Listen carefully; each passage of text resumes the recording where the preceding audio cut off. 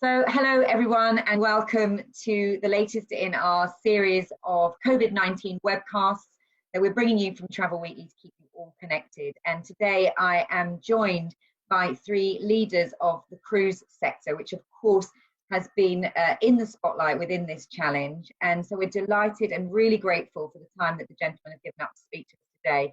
So I'm joined by Antonio Paradiso, who is the UK and Ireland Managing Director of MSC Cruises. I'm joined by Peter Shanks, who is Managing Director for Silversea for the UK, Ireland, Middle East and Africa.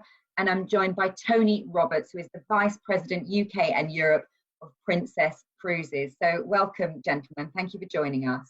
Wow, what a period this has been. I'm sure none of you have seen the like of it before. And I'm sure it's been incredibly challenging for you all.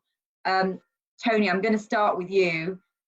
Because obviously, I guess after coronavirus was, identified in China, then there was your ship, Diamond Princess, was in the headlines. So clearly, it's become a much bigger thing since then. But I guess it was some time ago that it first was on your radar, and you were having to deal with some very serious operational issues. So tell us what your experience has been, and then perhaps we'll go around to talk to the other guys. Yeah, thanks, Lucy. It's been, as you say, it's been a very challenging and completely unprecedented period. And I think, 20 years in the industry, I've never seen or experienced anything like this. And I think, we were at Princess Cruises, obviously, with the situation with Diamond Princess and cancelling a lot of cruises in Asia, and then Grand Princess. We've been kind of in the spotlight of this quite a lot. And it's been, it really has transitioned from being, a couple of ships to then being the global pandemic that we find ourselves in now. And that has been incredibly challenging across the whole of the business, as we've had to adapt to really supporting our guests and supporting our crew all around the world, and really changed our whole organization's approach to doing that. And I think one of the things that's been really interesting is, we were one of the first lines to really pause cruising and to say now's not a good opportunity for us. We shouldn't be operating at the moment with all of these things going on, which is, has obviously been something that not just the cruise line, but the whole of the travel industry has then had to do as well. And I think the thing that struck me most about that process was that it was incredibly difficult to stop operating, because there were so many restrictions with ports, restrictions with travel, and just generally, the impact that this virus has been having around the globe. Something simple like stopping all of your cruises and getting all of your guests home has actually become incredibly complex, and has really occupied all of our efforts over the last sort of 30 days plus, really, because that's been pretty much our sole focus, is how do we stop the ships from operating and get all of those guests safely home in an environment where ports and travel generally isn't possible. So a huge operational exercise just to try and get everyone home, and crew as well. Presumably, you're trying to get not just guests, you're getting crew home as well. Yeah, and then the crew challenge is something that continues now, because the initial opportunity was getting the guests home, and now we're continuing to be challenged by how difficult it is to repatriate crew when many countries have completely closed their borders. And it's very difficult to get people to travel around the world, and we're an industry that absolutely relies on our teammates being able to travel freely, which you just can't do right now. So it's been incredibly complex and incredibly challenging, and the whole organization really has turned its hand to I guess what can best be described as incident management rather than operating a holiday, because we've been running incidents all over the world in terms of getting guests and crew home. Wow, okay. Well, I remember actually when this press release came through to say that you'd paused your operations. Actually, you're right, you were the first, but it wasn't long before most other cruise lines then followed suit. Let's go to the other guys. Peter, let's talk to you. How has it played out for Silversea? A similar experience to Tony. The first challenge was to get everybody home safely. And for some ships, that was quite straightforward because they were in parts of the world that were unaffected. But we had a ship in Asia. We had 3 ships that ended up going into Australia, including our world cruise on Silver Whisper. And whilst the crew were keeping everyone as safe and looking after them, the real logistical challenge was having to negotiate diplomatic, government, airlines to get people home. And there was a tremendous spirit of cooperation, I must say, with the British government, the Foreign Office, all the different diplomatic offices around the world. We ended up having to charter our own aircraft to bring people back from South America. So the initial focus was very much on how do we get all of our guests safely home. Having completed that, as Tony said, the next thing now, which is still ongoing, is where will we park up our ships for the foreseeable future, and the crew challenge. So we're now looking after our crew, and where we can, get those crew home to their families. And then it moved into looking after our teams here in the UK and around the world. So we were one of the first teams to get out of London. So we shut down our London office 3 or 4 days before London was locked down, because I recognised the risk of commuting. And that was a transition to get everyone working from home and making sure their technology worked. Sounds simple, but it's not very simple when you're operating a call centre from home. It's now working well. But so that our second challenge is looking after our team, and then having to move into the difficult decision to furlough a number of our staff. We've all taken a pay cut at Silversea here in the UK as well, because we want to protect everyone's jobs. And then the third element, which we'll come on to talk about now, is all the work we're putting into supporting our travel agents and our guests through this immense volume of transactions that is just unique and something we haven't considered before. So it's been developing in phases. And whilst we've got an eye on the future, we're all dealing with the right now.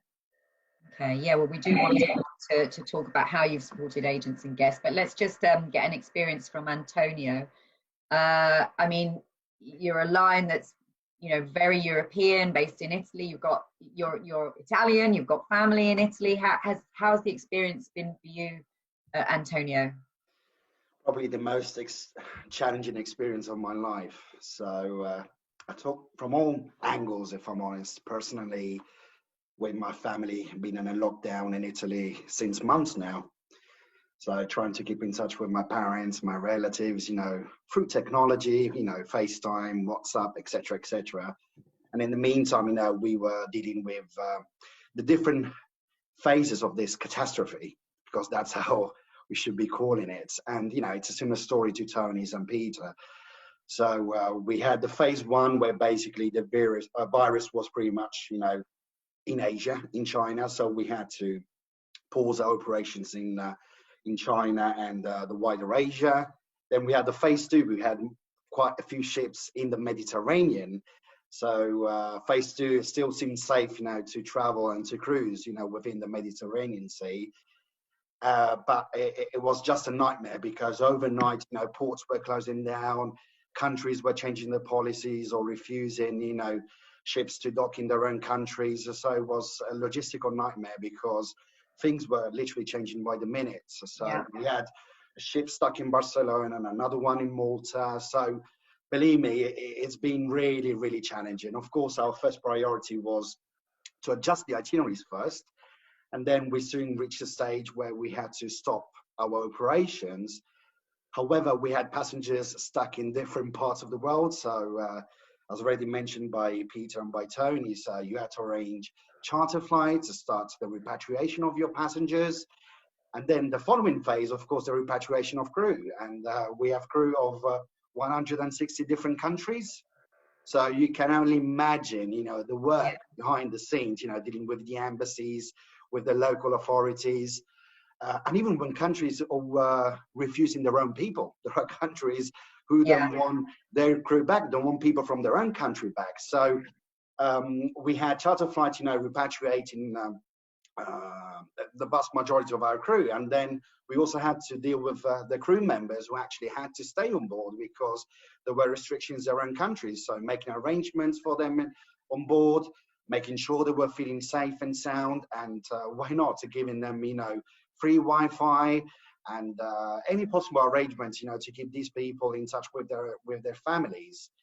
And then, of course, we had to deal with the aftermath of this challenge. So how to deal with the cancelled cruise, how to deal with the future bookings. Yeah. So just like many other cruise lines, we've been pretty generous and flexible.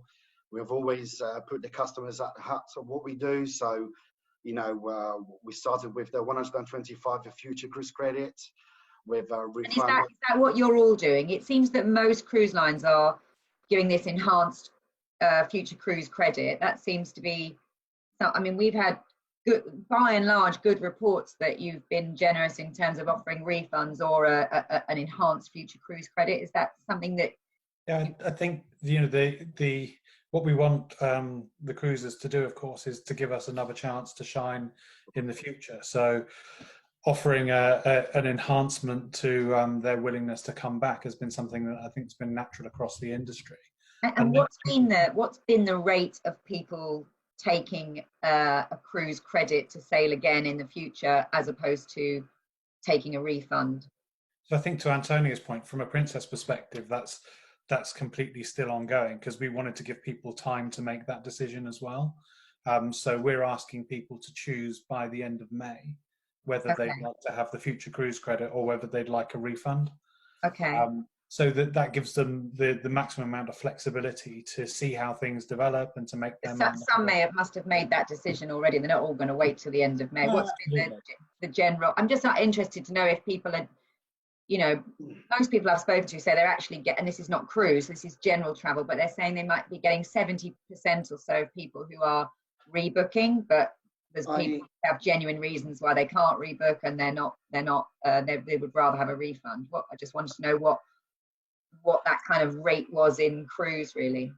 Well, it's still early days. I genuinely believe there's people who are still waiting or haven't made a decision yet. So, you know, we've just stopped, you know, finished repatriating people, you know, to the UK a couple of weeks ago. So, and then we started, you know, to release all the lovely arrangements that as a cruise industry we are doing. So I believe it's still early days. I would say that a good majority of our customers haven't made their minds up yet. Okay. So hence where, you know, the cruise lines are giving as much flexibility as possible. So we're giving them the opportunity, you know, to book any sailing in the future without, you know, restrictions. And of course, we encourage them, as Tony rightly said, to give us a second chance, because yes, the travel industry was affected, but the cruise industry took a great battering from this situation. So we've been in the spotlight since day one, and you know, there have been some tremendous efforts and tirelessly work behind the scenes, you know, to keep our passengers safe. And we would like them, you know, to return, to give us another chance in the near future. And we are here to support them. So we are listening to everyone, to both, you know, our customers and our travel agents. Yeah. And why not? We're trying to be fluid, just as fluid as the ongoing situation we have at the moment. I think, Lucy, the cruise industry have been really good at supporting agents and guests. I mean, for example, with our Cruise with Confidence, and with many other cruise lines too, you can now cancel at any time up to 48 hours prior to departure until the 31st of December. So we're saying to guests, if you have a cruise for later in the year, there's no need to cancel now. You can wait and see what happens, and at any point you want to cancel, right up until 2 days before, you can then take either your future cruise credit or your refund. Yeah. What we are seeing, there's a bit of a trend now beginning to happen, because we have been issuing both refunds and future cruise credits. People are now starting with a little bit more confidence to look into booking 2021. So there's some positivity about 2021 in terms of recovery, on the basis that by then all the new protocols will be well embedded and the industry will have reacted quite quickly. But we wanted all of us to offer the flexibility that if people need a refund, we action the refund. It's in all of our interests and our travel agent partners to try and hold on to the booking, either through flexibility on cancellations or through a future cruise credit. And a lot of our guests are saying, wow, the value of an extra 25% is something we should really think about quite hard. So we're having quite some success with the future cruise credit route. Okay. Gosh, there's lots of things I want to pick up on there, but just on the future cruise credit, we've had a number of agents contacting us saying that they're having a situation where customers are booking a cruise for, say, a late May or June departure, knowing that it's going to then be cancelled, so they can then get this fantastic enhanced credit note, you know, of 125%. So I don't know whether that's something you've experienced, but we're getting a lot of agents saying it's a bit of an issue now, because people, you know, consumers are getting savvy. They know that if they book a cruise they're never intending to take, and they can get this you know, more money for it and get a better cruise next year. That's something that's happening. And so Peter, you're shaking your head. What about the other two? Have you seen any of that happening? I'm honest. Sorry. I think if it is happening, I think it's on a really, really small scale. I think it's I'm sure there are people out there who are speculative in terms of their approach, but I think for the most part, I think people are kind of looking for the opportunity to next take their holiday, and that's what they're booking, because ultimately, I think if people are booking something, then they've got to be willing to go. So it may be that there's a bit of a safety net because of the generous terms that are in place with the cruise lines now, but it's just that it's a generous safety net that should give people confidence to book. I don't necessarily see it as an opportunity for people to game the system. I think also need to remember that we always talk about two different types of guests. We have the very loyal cruisers, and we have the newcomers. And the loyal cruisers, they really understand how cruising works. They have a lot of faith and trust in the incredible health and safety protocols the industry's shown over the last 5 to 10 years. And they're with us. And if you look on the Facebook site and the chat sites of most of the cruise lines, there's a tremendous sense of support from the loyal guests. And I think they'll be the ones that come back and support the industry first, whilst we then take more time to persuade newcomers as to all the protocols we'll be putting in place to make sure they feel comfortable to come back. But there's a tremendous, certainly at Silversea, a tremendous feeling of support from our loyal cruisers. Yeah, no, I think I would agree with that. But I guess the industry's got all this new cruise tonnage coming on. We need new to cruise. That's been the focus of most CLIA conferences. It's all about trying to, spread the word of how great cruise is and get more people to try it. And, how concerned are you that this episode is going to put people who haven't cruised before and aren't loyal and don't know how it works, as you say, Peter, how concerned are you that it's going to really dent the growth in new to cruise comers? I think we'll get through this. And remember, this is not just a cruise issue. We're in this together, as they say, because we can't operate a cruise without an airline, a port, an airport, and most importantly, a travel agent. The world currently is shut. So once the whole world opens up and we all start to travel, we'll see everyone come back in this together. So it's not just a cruise issue, but if you take CLIA, and Tony's better placed to talk about it than me perhaps, but CLIA has an incredible machine in place to work with supporting travel agents through conferences, through training, through ship visits. What will change, of course, now is the content of how we work with travel agents through CLIA will all be about the new world, the new way of operating. So we have this great machine called CLIA that will help us support travel agents to then inspire and educate guests as to cruising. But it'll be the new world, the new way of cruising with all the right protocols in place. So when the time is right, I think CLIA will be a tremendous asset to help us and help the travel agent understand to still attract those newcomers. And I'm sure in the next 3 to 5 years, you'll see a really healthy cruise industry.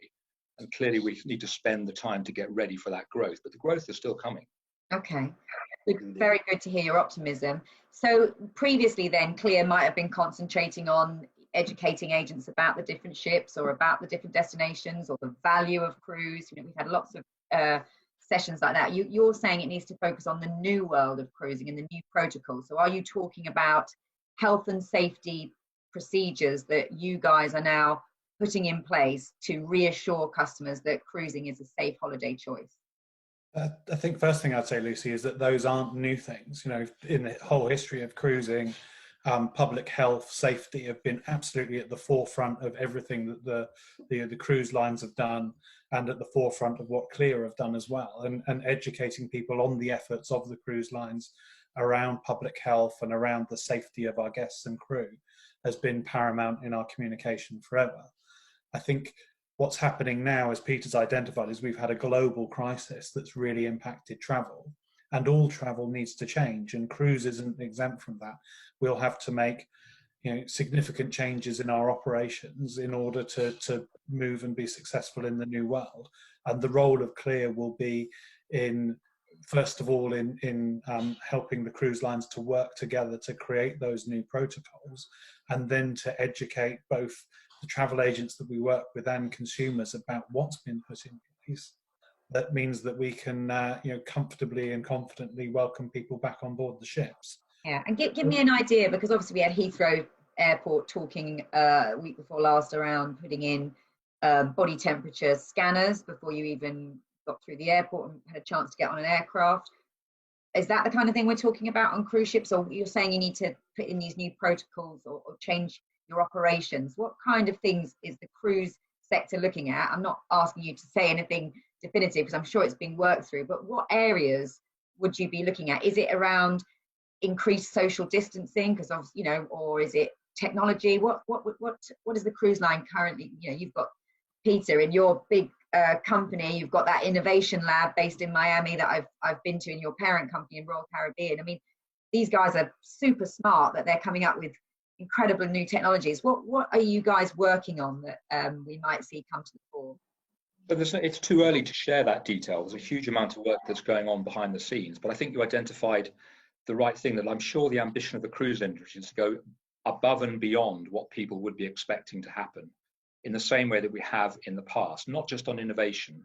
But Tony raised the point that we've been at this now for a long, long time. If you think about the norovirus, if you go back 10 years and how prevalent norovirus was and was seen as a cruise ship issue, and the work that has now been done over the last 5 to 10 years has been terrific. And we've managed to educate guests and travel agents, and notably educate all the travel journalists that write about us as to the health and safety that's been put in place. We now have to start that all over again.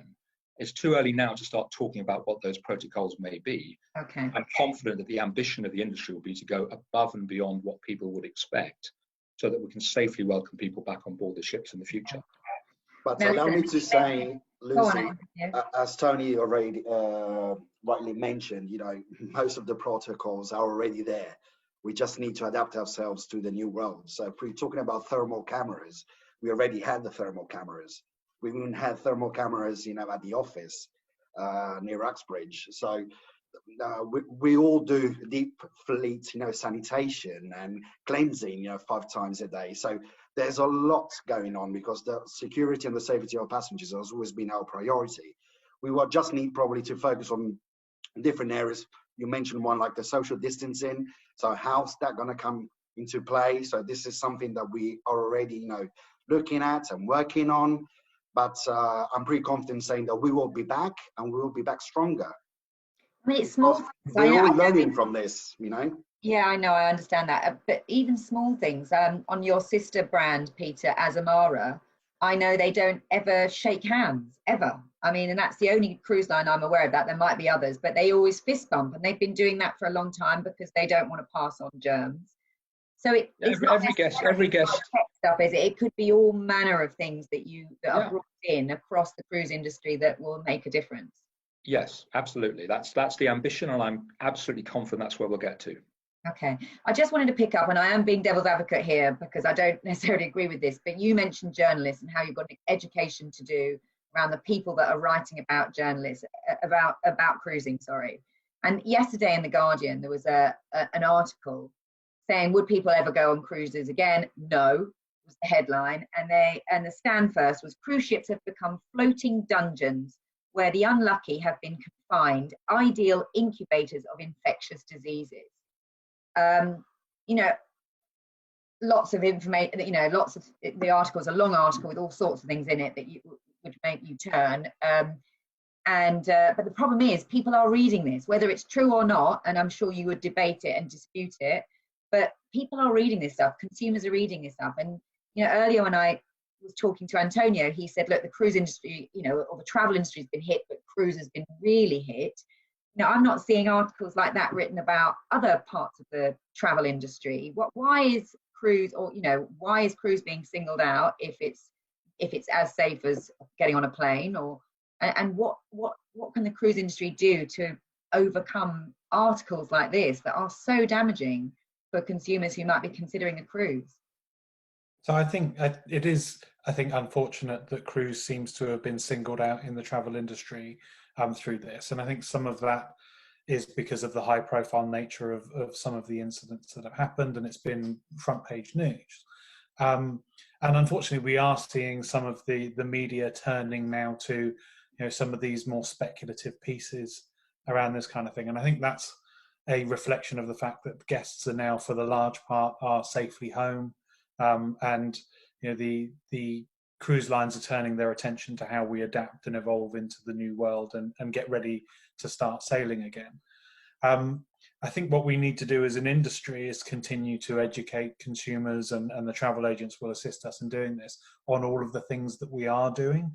I think it is rather unfortunate, as you point out, Lucy, that at the moment cruise seems to have been singled out as part of travel that's really been at the heart of this. And the reality is that this is a global virus that's affected pretty much everyone in all of the countries around the world, and it's not something that's single to cruise, and it's not something that the cruise industry has either created or has sort of shared around the world. We've been a victim of a global pandemic, unfortunately. Yeah, understood. We know how cruising works. Our travel agent partners know. Lucy, you know more than most because you've visited many ships. And a lot of the cruise journalists, whether they're working for travel publications or the national press, really write about our industry in a very informing way. It's understandable that when things get into the news headlights, it's a different set of people. It's news journalists who are writing about cruise ships, who haven't been aware of the developments over the last 5-10 years, who don't understand the protocols we already have in place. And it's our job now to educate them. It's been very interesting watching some of these articles where some of the wording has been appalling, to be frank. It's been objectionable, not fair, and unreasonable. But it's up to us to overcome that. And it's been interesting for us to see many of the comments from our regular cruisers on our social media sites immediately jumping into the defense of the cruise industry because they understand how it works. Yeah. So you'll always get this out there journalism driven by the news hound element of some of those publications. It's our task to overcome that and to educate them and to calmly go about doing that, to put everything in place. And that's what we will do. But to suggest that there won't be anybody cruising again is a little bit far from the truth. We all know that this incredible industry will be thriving again, as will airlines, hotels, and other sectors. But do you think, I mean, obviously lots of people have got ships on order. Tony, you announced just this morning that Enchanted Princess is going to be delayed. I mean, it's obviously still going to come because it's nearly built. We were due to name her in Southampton later this year. So, I mean, perhaps you want to just talk about that initially, but, you know, in terms of the ships that are just on order but not under construction, do you think there will be a slight pause? Can the industry sort of slightly put a pause on all the new tonnage coming online to give it time to recover, or will that not be necessary? I think, well, I'll talk first about Enchanted Princess, and that is, you know, that is a situation that's, you know, is largely unavoidable. You know, the shipyard where Enchanted Princess is being built has had to close. It continues to be closed now, and the final stages of the delivery of that ship have therefore inevitably been delayed, which has meant that, you know, we're not able to proceed with our plans to name her in Southampton on June the 30th. So, you know, it's an unfortunate but inevitable situation. And to be frank, it wouldn't be right to be proceeding with a ship naming celebration in the current environment anyway, or even logistically possible. So I think that's a natural thing. I think once the shipyards get back up and running and you know, are able to return to normal business, that we'll continue to see the ships that are planned being built and being delivered, albeit to a slightly new schedule, because, you know, there's going to be a knock-on impact you know, from the current crisis. For the new, because obviously, Antonio, you've got new ships. Well, everyone's got new ships, but you're saying that it would be a slightly new schedule, but only due to the build capability because the yards have been closed. You don't think that the global cruise industry will sort of cancel or delay any of its orders on the books? No, I don't believe we will be cancelling anything. So it's still early days, but, you know, the business plan is there. We might need to adjust the timings on the schedule, as Tony said, because there are some logistical, you know, impediments or obstacles. You know, most of the shipyards are actually shut at the moment, or again, are working with a limited number of people. So we might see more of a delay in terms of ship launches. And another thing we should also take into account is where we're going to base those ships in the future. So which areas, you know, are going to open up first, and which ones, you know, we might need to wait a little bit longer before we start visiting them again. But right now, we're not considering of cancelling anything. It's probably just a matter of readjusting our plan, taking into account that there will be, for obvious reasons, some delays. Okay, I mean, that is brilliant to hear, because it shows that you are confident that it really will come back. In terms of where I mean, I know you haven't got a crystal ball and you don't know where will open up first, but you all said that you were getting some encouraging signs for 2021. Where are people looking to cruise if they are making these future cruise bookings? Is there a particular region that is more popular than others that you think people are more confident about going back to? So I think that the comment I'd make, Lucy, is that if you look at some of the high profile challenges over the recent weeks in terms of repatriating guests and effectively getting them home safely, it's been the more remote and exotic destinations that are featured in there. And I think that therefore, naturally, when people look to come back, they're probably going to either look at the more traditional cruising destinations, like the Caribbean and the west coast of the US and Mediterranean and sailing from the UK, than some of the more exotic destinations like, say, Asia or South America. That's quite difficult for all of the brands here. You mean Peter's got his world cruises and some of your more you've got your more adventurous destination expedition ships that, so is that going to be a problem? You're going to have to really change your programs and itineraries? I think well, one of the great things about our industry is we can move the ships. Full stop. But it's a timing thing as well. I guess what we're talking about is where things are most likely to come back first, and it's likely to be shorter duration cruises in more traditional cruising destinations. Yeah. Okay. I think that's that would be the logical first places that cruises will return and where people will have more confidence. So there'll be more, as Peter says, you can move the ships there, and there'll be more availability in those destinations. And I think then over time, we'll return to some of the longer durations and some of the other destinations as well, because sure enough, the demand for those will return over time too. Okay. I'm conscious of time, and I do want to get on to some more practical things. I mean, I think you've all at some point said that travel agents are going to be absolutely key to helping you with this recovery. The demand is going to be there. You're sure of that. It might take a little while, but you're going to need agents to do that education piece, and there'll be a little bit of starting over. They've done a good job up until now, but there will be a job to do. So what are you doing now? What are you hoping that travel agents will be able to help you with, and how are you sort of engaging with them so they can then engage with the customers? Well, we need the agent support, of course, to keep the customers. So again, they're supporting us with redeeming, the future cruise credit vouchers, and again, with assisting their passengers or their customers. I've also seen many agents, of course, encouraging them to take advantage of the Cruise Flexible program. So they play a key role within our business. So they have an amazing relationship with their customer, and we rely on them to make sure that we are giving as much support as possible to make sure that the vast majority of these customers will cruise again in the future. And we are talking to each and every agent. Each and every agent has different requests or different needs. They might need specific support, and we're listening to everyone and helping where possible. Okay. And the very importantly, Lucy, we and other lines are protecting their commission, which is one of the most practical things we can do. So not only protecting commission on cancelled bookings, but also then protecting commission on the future cruise credit for the next booking.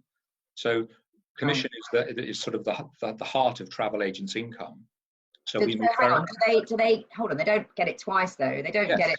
Yes, you get commission on the cancelled booking and commission on the new booking as well with Silversea. So and Tony, you're nodding. That's fantastic. We're doing exactly the same thing. So the agent gets to earn on the booking, because obviously it's been cancelled through no fault of theirs. Fine. So they continue to earn on the cancelled booking, and then they earn commission on the future cruise credit as well.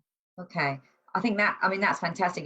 You're nodding as well, Antonio. Is that something that MSC is also doing? Yeah, we're all moving in that direction. So this is what we're exactly doing now with our agents right now. So. Okay. All right. So that's very important. So that will give them sort of confidence and loyalty, or that will give you the loyalty from the agent. That's fantastic.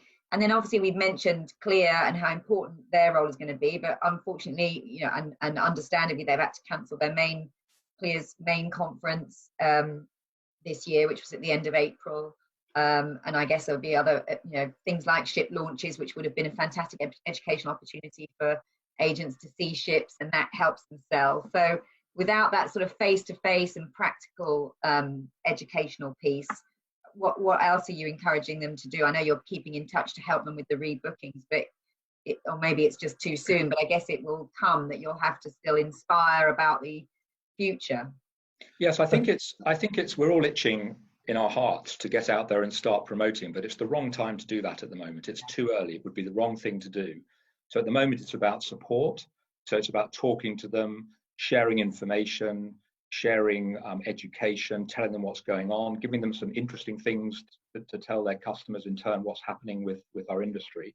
But it's too early to start promoting.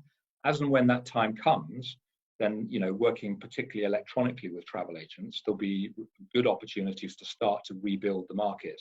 At the moment, it's too early for that. So we're in a sort of support phase at the moment, and we're all working incredibly hard with our teams to get through all of the refund process, the future cruise credit process, because there's an overwhelming amount of transactions to be done in that arena.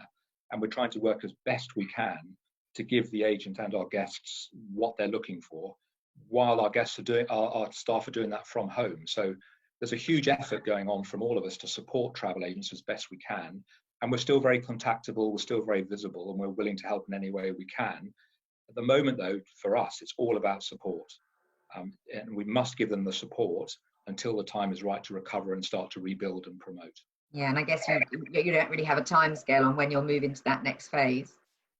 No, we're all locked down at home and out once a day. So, you know, none of us can go anywhere. You know, who would have thought that we always used to worry when the Foreign Office came out and said we advise against travel to this destination. It was always headline news. You know, let's not remember they're currently saying we advise you not to travel at all to anywhere in the world. But the world is still a beautiful place. I go out to my bike ride. Nature's fantastic at the moment. The world's a beautiful place. And people will still want to travel when the time is right. But for now, it's about supporting our travel agents as best we can at this period in time. Okay. I think Peter makes a really interesting point about kind of people sort of not being able to travel at the moment, but I think people are thinking about travel and not necessarily thinking about booking. But you know, the way that all of the cruise lines, I think, are partnering with agents at the moment is really important. And there's a sense of kind of community and expectation about when we'll be able to travel again. And I think it's important that we're all, particularly from a cruise perspective, continuing to talk about those experiences and you know, the joy of travel, and looking forward to getting back to that and having that real, I guess, the community spirit about the world that we will return to, because we will return to a world where we will want to travel again. So it might not be right now that people are talking about booking, but they're certainly thinking about, well, how good will it be when I can go on holiday again, and which destinations will I like to visit? And there's lots of conversations going on about that. And you know, that's an interesting area that we're partnering with travel agents at the moment, is to keep those conversations going and to talk about. Did you say you're partnering? Are you sort of providing them with sort of you've got your Discovery Channel partnership? I mean, how are you doing it practically when you say you're having conversations? But it's things, you know, it's the things that we would always do, but I guess there's more focus now on things like destination toolkits and things like that, rather than on sales and promotions and that kind of thing. So, you know, we're providing the training and the materials, but also, you know, just engaging, you know, helping travel agents to engage consumers in conversation about travel is, I think, an important part of this phase in the journey. Tony's right. It's about dreaming. To a sense, we launched a campaign on social media called "Yearning to Sail Again," and we're sharing that with our travel agent partners. And for example, it's one of our expedition leaders talking about books he's written and read about travel, and one of our cocktail guys on one of the ships coming up with a whole list of cocktails you can make at home while you're thinking and while you have the time to dream. So engaging with people is really important, and we share those tools with travel agents, so they too can talk to their database. It's about, we call it yearning to sail again, but it's about still letting people think about how important travel is in their lives. And of course, never forget how important travel is, not just cruise, but the travel industry. to the global economy and to the UK economy. It will come back. Okay. All right. Well, that's probably a great place to leave it. You know, it's fantastic to hear that, you know, well, what a period you've been through. It sounds like you've been working so hard, both operationally and also with your agent partners. It's great to hear your optimism that it will come back, and I'm sure agents watching this will support you as we will at Travel Weekly. So thank you very much for your time, and we wish you the best of luck, and it'd be great to maybe get you back on here in a few weeks' time to see how things have changed and moved on. But for now, thank you to Antonio from MSC, to Peter from Silversea, and to Tony from Princess, and wearing his CLIA hat as well as chairman of CLIA. So thank you very much, gentlemen. Thanks to you, Lucy. Thank you, Lucy. Thank you.